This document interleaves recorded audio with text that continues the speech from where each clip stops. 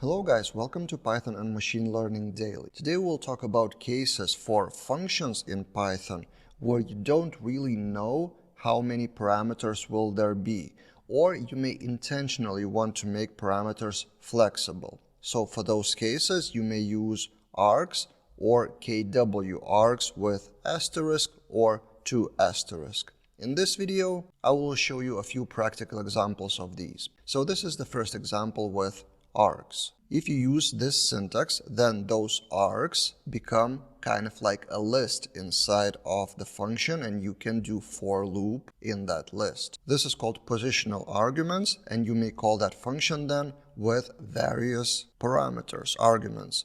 One of the examples is this, 1, 2, 3, 4, 5 parameters arguments, or 3 arguments. In both cases, that will become a list which you can iterate through inside of the function. So if we launch that, I have more examples down below, but our first example is this. In both cases, the function calculates the sum. Now, KWargs is a bit different. If you provide that, then it means that you want to provide key value pairs, which then become a dictionary inside of the function. So you can iterate through items of that dictionary and get key value pairs. And this is called keyword arguments. So KWargs stands for keyword args. And then what it allows you to do is to have name, age, and city, for example, or call just name and country, for example, for another person if you know only the country of that person. So then the result is this. John's info is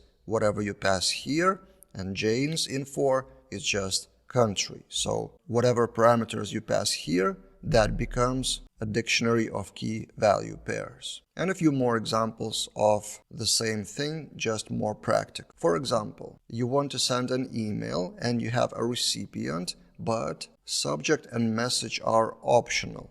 So you just pass parameters like this with recipient and subject and message in one case, but in another case it may be just a message. And then inside of the function you get the parameter of specific name, but if it doesn't exist, the fallback value would be no subject or no message in that case. So that's kind of a more realistic real-life example. And then also you may provide both, and then you may iterate in both positional arguments and key value pairs keyword arguments. And this would be the call of that function. Some parameters, some arguments without the names, and others with the names of key value pairs. And the result of that is this, positional arguments and then keyword arguments. And I haven't shown you the result of sending email. So this would be the first email, and this would be the second email with no subject as default fallback value. So yeah, these are the possibilities of flexible and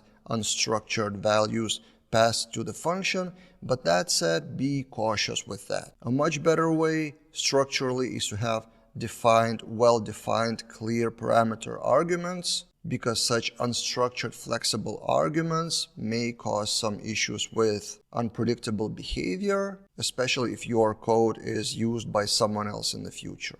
So this should be considered kind of like a fallback scenario, kind of a plan B, if you don't really know the arguments and if you really know what you're doing with those positional or keyword arguments with this syntax. If you want more Python tips like this one, subscribe to the channel. I will keep shooting daily videos. That's it for this time, and see you guys in other videos.